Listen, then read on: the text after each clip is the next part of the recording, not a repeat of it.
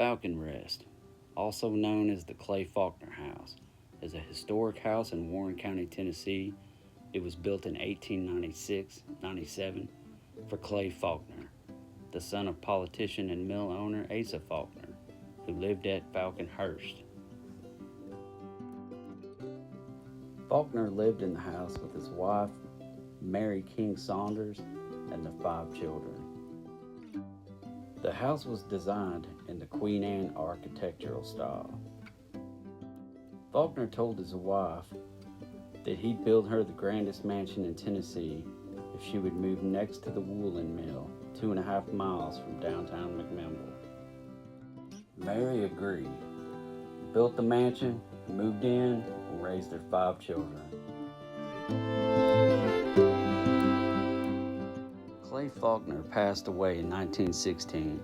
3 years later, Mary moved to Nashville and sold Falcon Rest to a local contractor named George Beach. In the 1940s, the Faulkner Mansion was converted into a hospital and nursing home. In the 1950s, Dr. J.P. Dietrich had added onto the building and renamed it the Faulkner Springs Hospital. The doctor closed the hospital in 1968. He stripped out much of the woodwork in an unsuccessful attempt to tear down the solid brick structure that let it sit empty for a decade and a half.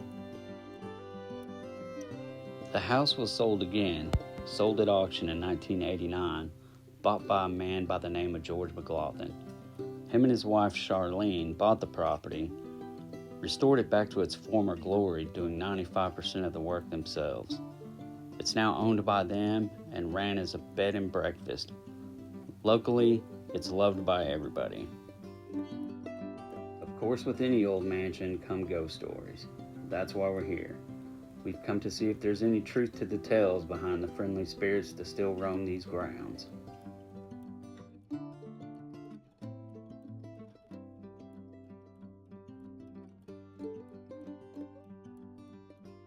The room we've chosen to stay in for the weekend is the honeymoon suite, which is one of the only rooms still available attached to the old mansion. This room was originally the kitchen of the mansion. It's now been converted to the honeymoon suite. It's a gorgeous room, but as you can see, it does have an eerie vibe. Looking for a quick weekend getaway, we couldn't help ourselves but to do a little bit of ghost hunting. This place definitely changes at night. It has a totally different feel, and what appears to look like a girl staring out the window, we begin to get excited. It kind of makes you wonder, light anomalies, shadows, figures, who knows? We're about to start our investigation. We decided to start in our room. As you can see, these mirrors just kind of stand out, so we're immediately drawn to them. We decide to set up a REM pod and a voice recorder, and we immediately start getting action. Can you get close to it again on the table for me?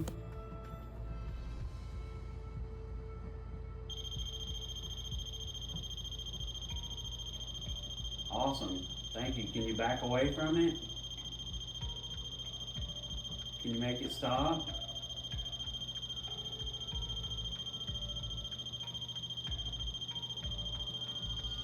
Can you please make it? Thank you. Whatever this energy was, it seemed really attracted to the REM pod. If you watch carefully, you can also see an orb drop down from the mirror to the table and then shoot back up. You want to try touching it one more time before I turn it off? Using different filters, you may be able to see it a little better, but you have to look carefully. This ball of energy moves quickly. If you look closely, I've slowed the footage down from the top of the mantel to the table.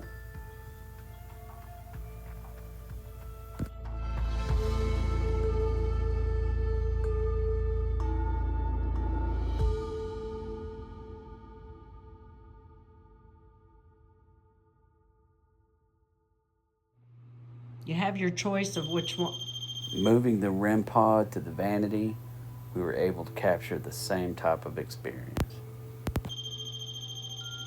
This energy really seemed to love this REM pod, maybe because it's an amethyst REM pod. Energy is sometimes attracted to that. Can you touch the one on the mantle? Spirit seems to love this one. I guess it just loves playing with the amethyst box.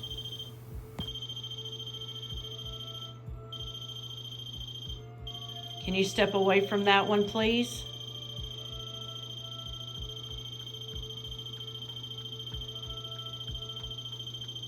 However, it does seem to respond to our questions.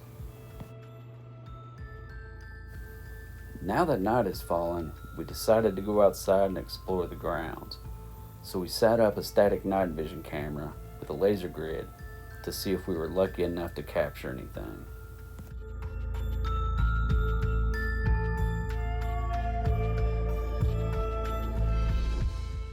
This place takes on a different vibe at nighttime. Sometimes it feels like you're not alone. It feels like something's watching you.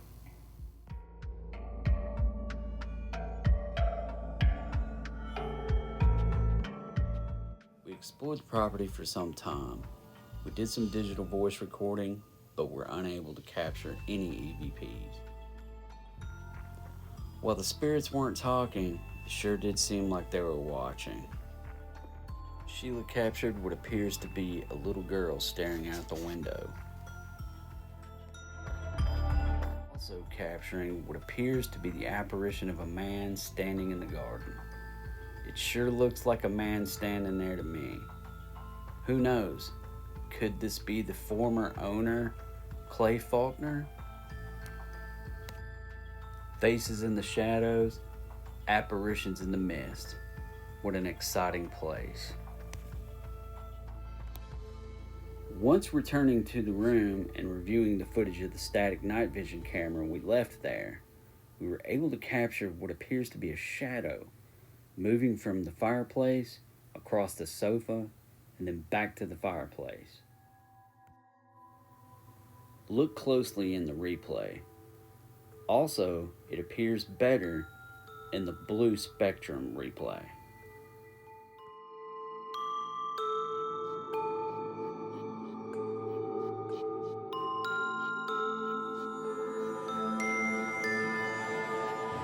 Do you like this one?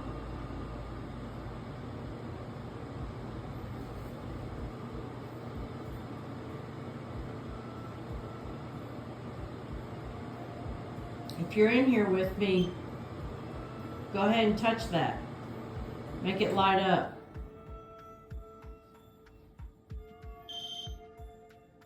We definitely continued to get action on the REM pod. It seemed like they were willing to communicate with those, but no voice phenomenons were captured.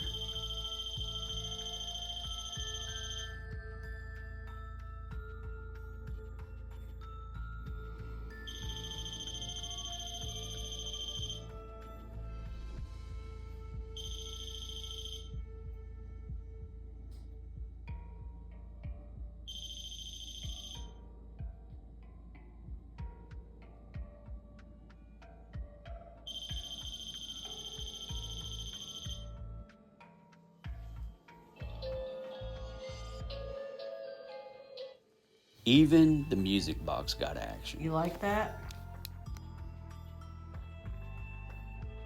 Favorite spot here. It's like it in the mansion. You ever come here to this room? What it used to be?